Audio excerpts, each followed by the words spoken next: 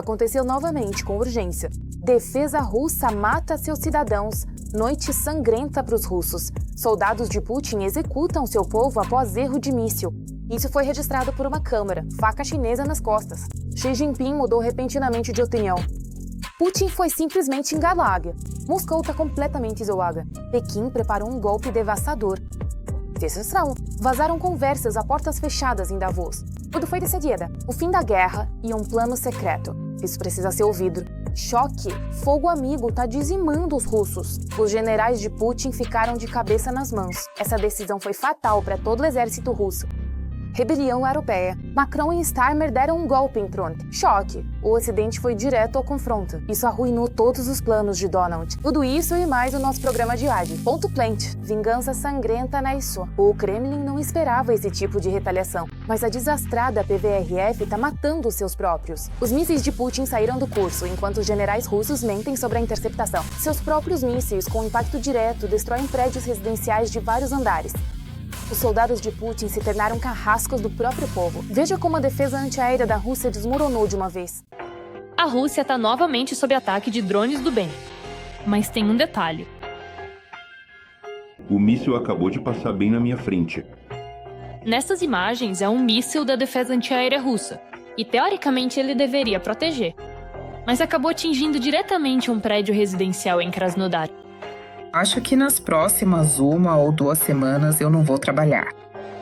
Por mais estranho que pareça, a versão oficial é que foi um ataque de Shahed, mas a versão não oficial é que a defesa antiaérea russa mudou de lado para a Ucrânia e para a justiça. E não estamos falando de sistemas de defesa antiaérea antigos, mas sim dos novos, que, segundo a classificação dos russos, não têm equivalentes. Vale ressaltar que a estatística dos ataques a prédios residenciais e a principal geografia desses ataques impressiona. Esses dados realmente impressionam. Moscou, região de Moscou, Kink, além de Belgorod. Isso é uma prova clara de que o sistema de defesa antiaérea russo não é perfeito. Mas, infelizmente ou felizmente, parece que os russos têm mais motivos para temer não os ataques da Ucrânia, mas sim seus próprios mísseis imprevisíveis. Dizer que isso é uma coincidência já virou praticamente uma prática. A atuação do sistema de defesa antiaérea russo. Isso. Está longe de ser um caso isolado. Uma situação semelhante pode ser lembrada no caso do abate, até mesmo de um avião civil do Azerbaijão no céu sobre a Federação Russa. Enquanto alguns mísseis russos caem sobre as próprias casas, outros, já de ataque, a Rússia lança contra a Ucrânia. Um dos objetivos é deixar o país sem luz e sem aquecimento, especialmente agora, no inverno. Mas é justamente aqui que o bumerangue começa a voltar. A cidade de Oriol sob ataque, a infraestrutura de combustível e energia foi atingida. De quebra, ainda faltou luz para mergulhar de vez no clima. Aliás, não foi só Oriol. Belgorod também teve sua dose de diversão. Mais precisamente, a usina termoelétrica de Michurinsk. A Ucrânia responde com ataques à infraestrutura energética russa, subestações, usinas termoelétricas, enfim, alvos que sustentam o esforço de guerra. Uma série de questões é resolvida no momento em que a infraestrutura energética do país ocupante é atingida. Isso gera tensão social, mas, antes de tudo, reduz a capacidade do complexo militar industrial russo. Ou seja, na prática, paralisa as fábricas do complexo militar industrial russo. E mesmo depois de tudo isso, na Rússia continuam afirmando que está tudo sob controle, sem qualquer detalhe ou explicação. E, como uma consequência direta de tudo isso, para que os cidadãos russos não comecem a se questionar profundamente sobre o porquê disso, as autoridades tentam reduzir ao máximo possível o impacto negativo e a gravidade das notícias, afirmando constantemente que está tudo sob absoluto controle. Ou seja, tentam passar para o cidadão russo a ideia de que existe um controle rígido do presidente. A vertical de comando e, consequentemente, todas as contramedidas no momento de enfrentamento ao lado ucraniano têm um efeito positivo. Às vezes parece que a Rússia está se vingando não só da Ucrânia. Até mesmo um inverno comum se torna um desafio com o qual o sistema não consegue lidar.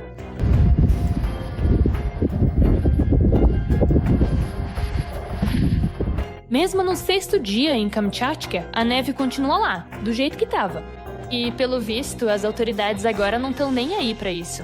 Embora talvez nem tenha mais ninguém pra limpar tudo isso. Afinal, todo mundo já foi mandado há muito tempo para a chamada Operação Militar Especial.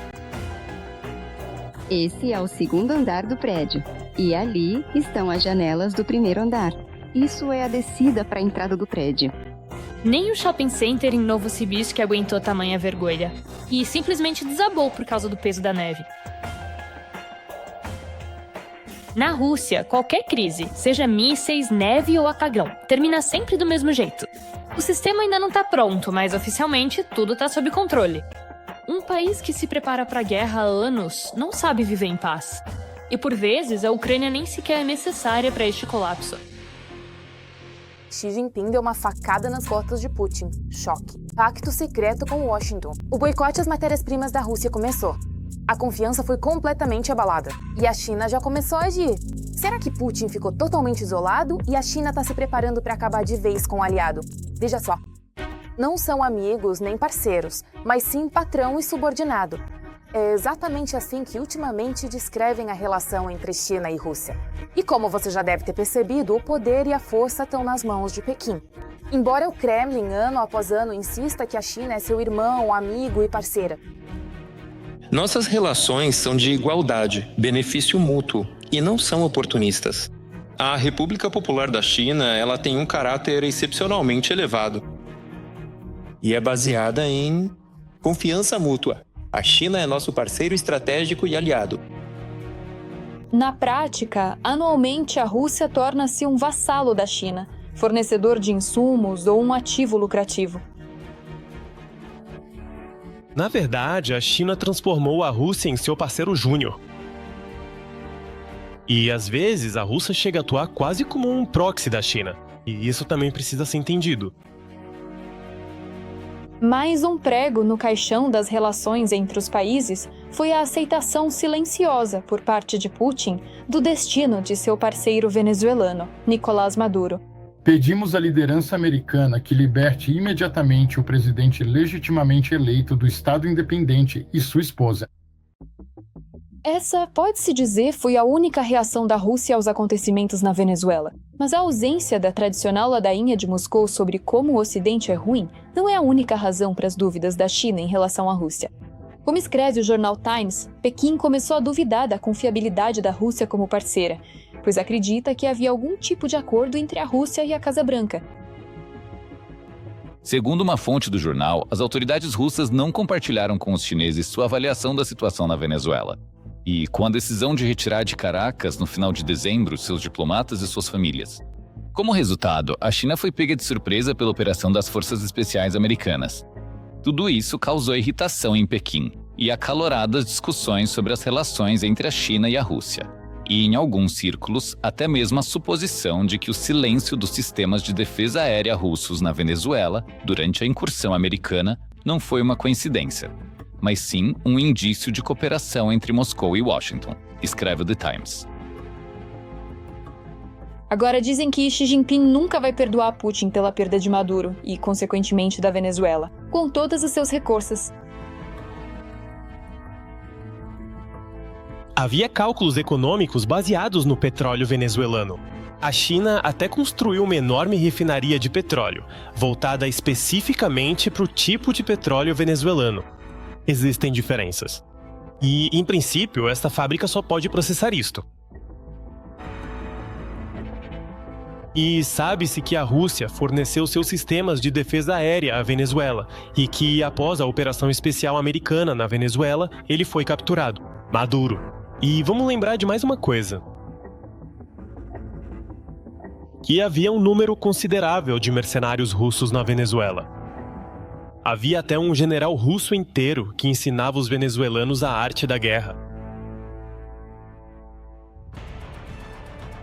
Mas essa não é a principal razão das fissuras nas relações da Rússia com o vizinho oriental. Como dizem em Pequim, a Rússia prejudicou seriamente as relações da China com a Europa. Embora o isolamento da Rússia devido à guerra na Ucrânia tenha trazido benefícios econômicos para a China, também são evidentes os custos do estreitamento dos laços entre os dois países. observou em uma entrevista, pouco antes da captura de Maduro, o professor Chia Xing, ex-decano da Faculdade de Estudos Internacionais da Universidade de Pequim e um dos estrategistas chineses mais influentes. Entre esses custos, ele citou o agravamento das relações atuais e futuras com a Europa, acrescentando que a resolução do conflito na Ucrânia seria benéfica para a China. A China considera essa opção, apesar de ter sido justamente a guerra que transformou a Rússia em seu vassalo. Na época, a China acabou sendo uma espécie de boia de salvação para a Rússia sob sanções. Mas durante todo esse tempo, Pequim não via a Rússia como parceira, e sim como um hipermercado de matérias-primas, onde tudo tem 50% de desconto. Até mesmo dentro do governo russo, já disseram várias vezes, de forma anônima, que a China simplesmente está usando a Rússia. E isso é pilhagem, não parceria. A China de hoje está nos transformando, de forma dura, em uma colônia de matérias-primas. Ela está destruindo nosso setor produtivo com enxurrada de seus produtos, de sua produção. A gente é só matéria-prima, pessoal. E eles querem nos manter em um estado de sufocamento constante. Mas hoje, aquele lucro econômico não consegue compensar o prejuízo que a amizade com a Federação Russa causa à China. A China começa a tirar não só benefícios, mas também prejuízos dessa guerra.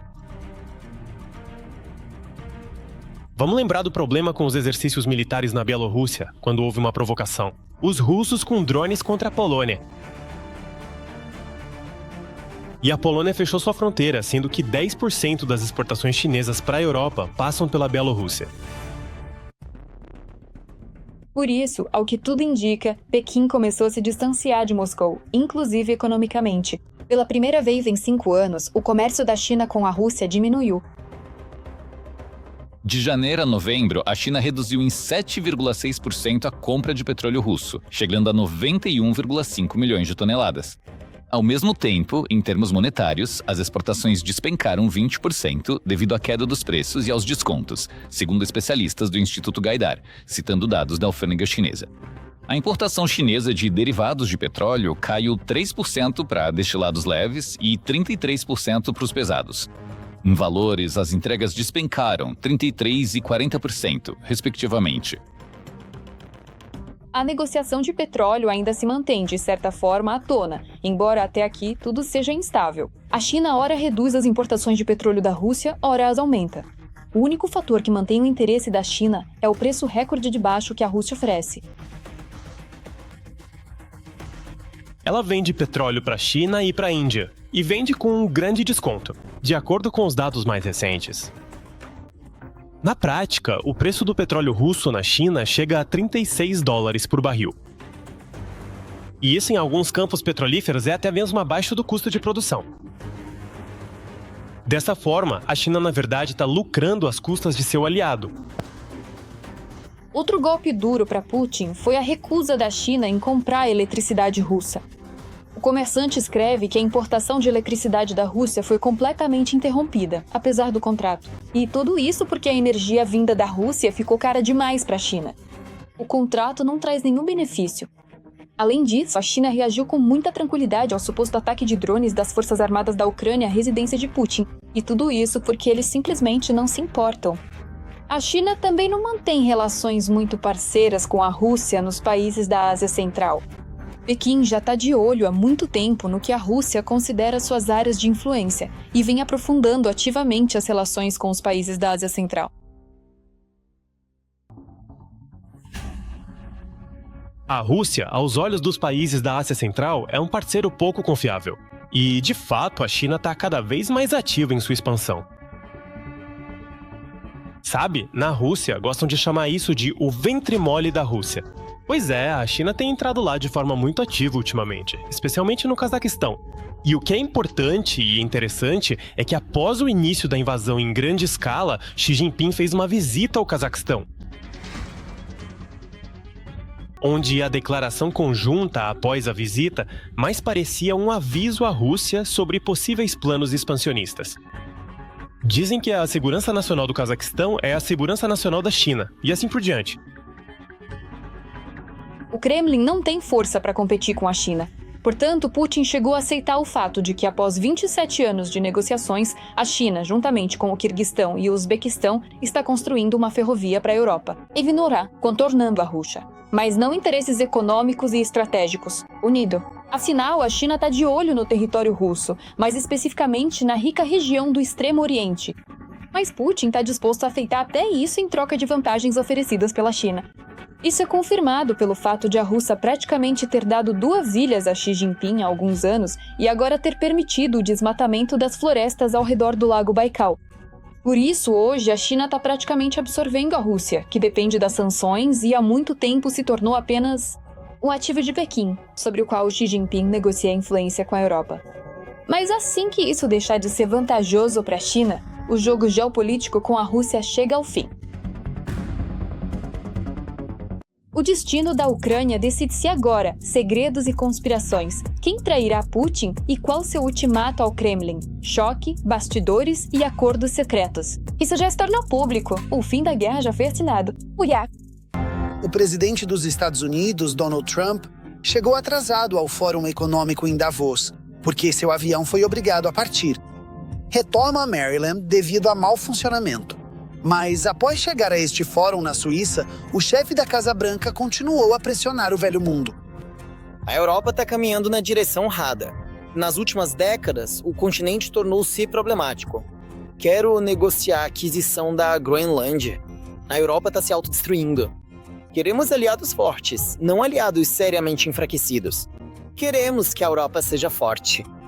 Embora nos últimos anos o fórum tenha sido percebido mais como um programa de entrevistas, onde chefes de Estado participavam de conversas abstratas, hoje o evento está recuperando seu status como uma plataforma onde os líderes moldarão o cenário global. Infelizmente, a questão da Groenlândia deixou a Ucrânia em segundo plano.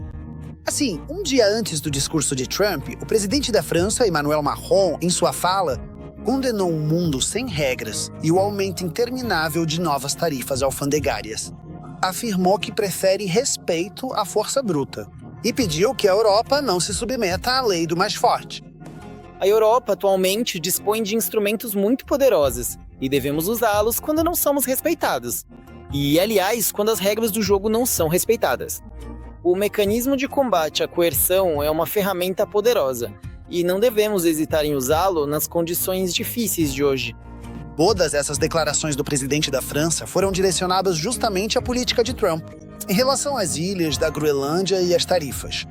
O jornal Financial Times, citando suas fontes, escreveu que a assinatura do chamado Plano de Prosperidade da Ucrânia no Fórum Econômico Mundial em Davos foi adiada devido a profundas divergências entre os políticos dos países da União Europeia e dos Estados Unidos. Eu não gostaria de exagerar o clima de pânico. Muitos veículos de imprensa já escrevem que existe um chat de Washington, no qual líderes de países europeus já coordenaram previamente e tentam coordenar suas ações, levando em conta que Trump é conhecido por sua imprevisibilidade. Considerando a situação em torno da Groenlândia, a Rússia está tentando semear ainda mais discórdia nas relações entre o ZUA e a Europa.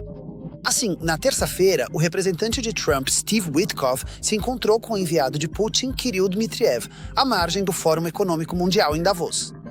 Witkoff avaliou as negociações com o representante do Kremlin como muito positivas. O enviado do Kremlin também comentou sobre os resultados do encontro. A reunião foi muito construtiva e cada vez mais pessoas percebem a correção da política russa.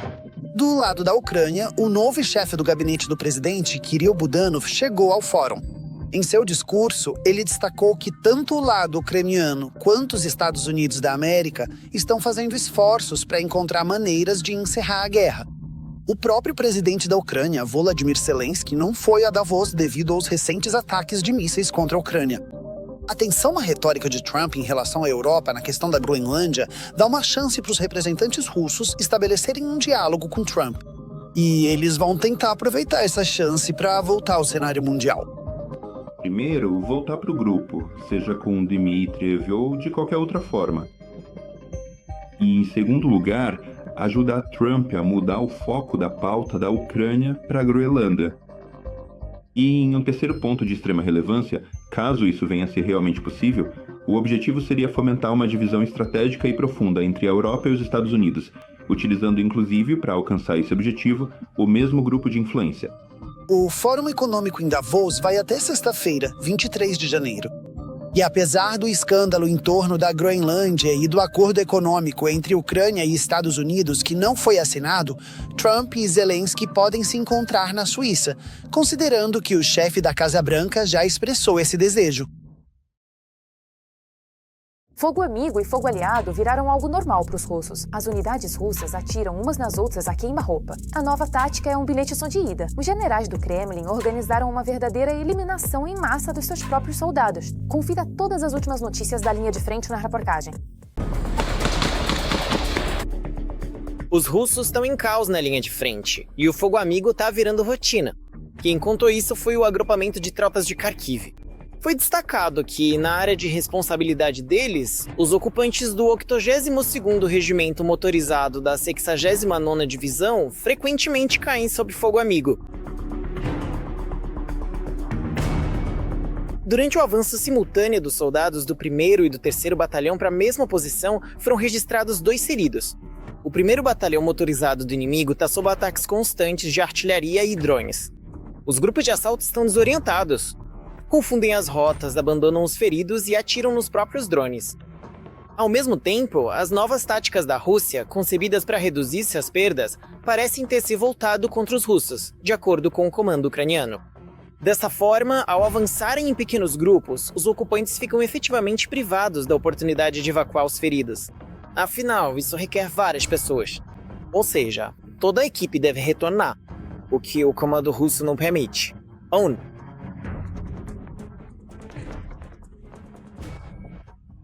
Como um resultado direto dessa situação, os 300 bravos guerreiros espartanos são posicionados de maneira definitiva e implacável diante de uma necessidade estratégica urgente, sendo simplesmente lançados dentro do vasto e perigoso campo de batalha, onde o destino de muitos será decidido pela força das armas e pela coragem inabalável de cada um dos combatentes presentes naquele momento histórico crucial, incluindo feridos e assim por diante.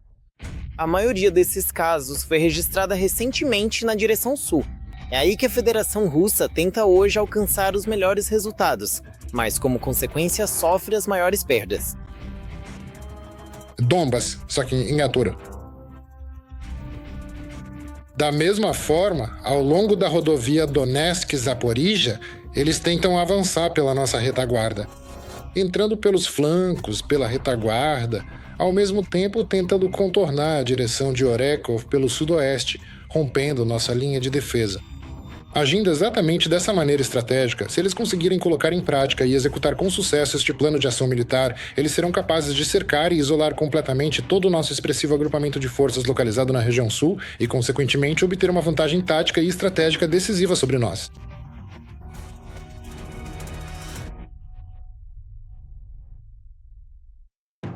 Não apenas os nossos lutadores, mas também o principal fator que contribui para o nosso sucesso: Kupiansk. Apesar dos russos terem sido praticamente expulsos da cidade, eles ainda tentam se infiltrar por rotas já conhecidas, dizem os analistas. Segundo fontes militares ucranianas, os russos recuperaram o acesso ao oleoduto após uma operação ucraniana que destruiu o trecho subaquático. E continuam. Por sua vez, os ucranianos monitoram de perto todas as possíveis saídas com drones e começam a eliminar os russos assim que eles aparecem do lado de fora. Como resultado, observa-se um acúmulo significativo de cadáveres nos locais de saída, soldado das Forças Armadas da Federação Russa.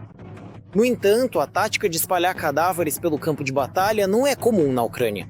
E as Forças Armadas da Ucrânia revelam parcialmente como conseguem preservar seu efetivo.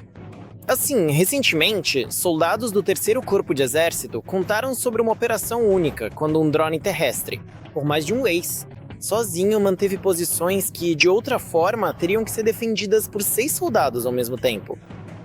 A máquina abria fogo praticamente sem parar, sempre que militares russos apareciam. E assim, protegia os soldados ucranianos que estavam atrás dessa máquina.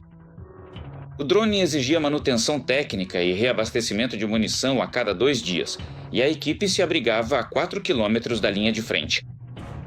E toda vez, por um curto período, deixava suas posições para realizar trabalhos de manutenção no drone por cerca de 4 horas. Ou seja, sim, havia um certo risco, mas ele era significativamente menor. Porque assim, eram 4 horas a cada 2 dias. Mas do outro jeito, teriam que ficar de plantão o dia inteiro durante todas essas 6 semanas na posição. Ao mesmo tempo, enquanto repelem ataques na linha de frente, as forças armadas da Ucrânia não esquecem das retaguardas russas. Assim, nas últimas 24 horas, uma onda de explosões atingiu tanto os territórios temporariamente ocupados quanto a própria Rússia. Em particular, foi destruído um depósito de drones na região de Lugansk, além de mais uma refinaria de petróleo do outro lado da fronteira. As consequências são óbvias. Militares, aqui tá tudo caro. Ataque a um depósito de drones. E no caso desses mesmos tanques, isso reduzirá a capacidade do exército russo de realizar reconhecimento e manobras nos próximos dias. E, claro, os acessórios apropriados. Ao mesmo tempo, o depósito de munições em Donetsk não foi destruído. Há um incêndio em Debaltseve, na região ocupada de Donetsk. Páginas ucranianas relataram um ataque ao depósito de munições, segundo informou a Astra. Assim, o canal ucraniano Supernova compartilhou um vídeo em que se ouvem sons característicos da detonação de munição.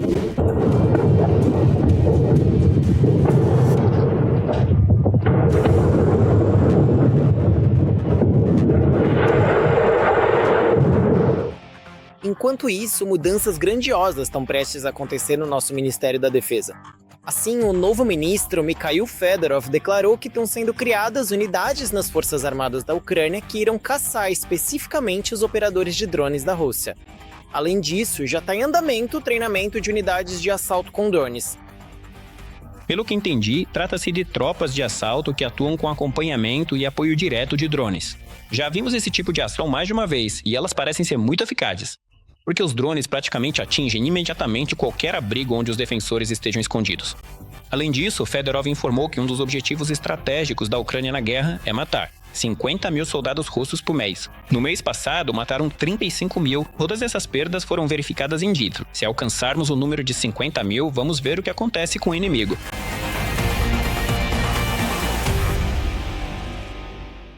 Rebelião com Thatcher. Starmer e Macron mandaram o Conselho da Paz para bem longe. Por que o recém-criado clube está condenado? Urgente, a Europa está indo para o confronto. Logo após Macron, o primeiro-ministro britânico desfere um golpe devastador nas ambições de Trump. E não só isso, todos os detalhes, confira. O presidente dos Estados Unidos, Trump, está criando uma nova organização chamada Conselho da Paz, que, segundo ele, pode substituir a ONU. Talvez até substitua mesmo. Quer dizer, a Organização das Nações Unidas simplesmente não ajudou em nada. Sou um grande fã do potencial deles, mas ele nunca foi totalmente realizado. A organização deveria ter resolvido todas aquelas guerras que eu resolvi. E eu nunca recorri a eles. Nem passou pela minha cabeça ir lá. Mas eles é que deveriam ter resolvido todas essas guerras por conta própria. Mas ainda assim, a Organização das Nações Unidas deve continuar seu trabalho, porque o potencial é enorme. O convite para a nova organização foi enviado para algumas dezenas de países, mas, por enquanto, há poucos interessados. A França e a Noruega já recusaram participar. O Reino Unido e a Itália também planejam recusar. Por causa disso, Trump já começou a ameaçar o presidente da França, Macron. Ele disse isso, mas ninguém liga, porque muito em breve ele vai deixar o cargo. Então, sabe, tá tudo certo. Mas se ele achar que é conveniente, eu vou impor uma tarifa de 200% sobre o vinho e o champanhe dele. E aí ele vai aderir. Até agora, quem confirmou a participação foram Cazaquistão, Azerbaijão, Hungria e Belarus. E ele começou justamente com todos os ditadores, todos aqueles que ele convidou primeiro. Ou ele já é um ditador, ou está buscando o máximo, almejando a ditadura, a usurpação do poder. Mas eles não me convidaram para ir lá. China. Existem muitos países lá. Bem, Trump, é claro, ameaça todos que não quer se juntar ao clube dele. Ou seja, Trump já pensa em si mesmo, o governante do mundo. Parece que Trump pretende ser presidente do Conselho Mundial para sempre, e isso preocupa os potenciais participantes. Esse conselho não vai se parecer com nenhum outro. Os líderes dos maiores países vão participar dele. E, para mim, foi uma grande honra ser eleito presidente desse Conselho Mundial. E eu acho que vocês vão ver algo que ninguém nunca viu antes. Em nenhum outro lugar haverá uma reunião de participantes como a que estamos prestes a anunciar. Todo mundo quer entrar para o nosso bando.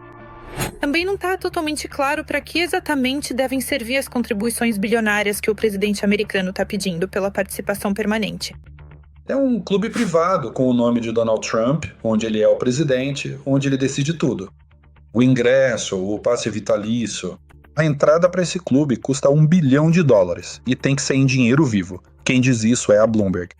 $1 bilhão é uma quantia bem grande. Entregar para o Donald Trump, ou seja, vai direto para o bolso dele. Ele mesmo é o presidente, ele escolhe o sucessor e é ele quem vai tomar as decisões nesse clube. Ou seja, todo mundo parece ser igual, todo mundo pode até dar sua opinião, mas no fim das contas quem decide é o Donald Trump. A Ucrânia também foi convidada, mas está hesitando em responder, porque entre os convidados está o ditador russo e outros líderes de países que apoiam a guerra. Sim, é verdade. O presidente Putin também recebeu, por canais diplomáticos, um convite para fazer parte desse Conselho da Paz. No momento, estamos analisando todos os detalhes dessa proposta. Inclusive, esperamos ter contatos com o lado americano para esclarecer todos os nuances. O Canadá também ainda está indeciso, mas já se sabe que eles não pretendem pagar $1 bilhão pela participação. Acho que vocês ouviram do primeiro-ministro sobre a intenção de se juntar a esse Conselho da Paz. Muitos detalhes ainda precisam ser definidos, mas uma coisa é certa: o Canadá não vai pagar pela participação. Assim como o ditador bielorrusso Lukashenko, que declarou que Trump vai avaliá-lo pela competência e não pelo dinheiro. Se você colaborar, trabalhar bem em prol da paz, então pode continuar trabalhando, mesmo sem $1 bilhão. Eu me guio pela segunda opção. Se houvesse motivo para pagar $1 bilhão, eu pagaria. Mas se querem receber meu serviço, assim como dos outros que foram convidados, e ainda ganhar $1 bilhão, bom, nem o Trump se permitiu isso. Por isso, é uma mentira completa dizer que temos que pagar algum $1 bilhão. Não é preciso absolutamente nada. Por enquanto, parece que as perspectivas para a nova organização são bastante nebulosas, especialmente considerando que líderes de países realmente fortes e bem-sucedidos do mundo não querem se juntar a ela. Isso é tudo. Para mais notícias quentes da linha de frente, assista à próxima edição.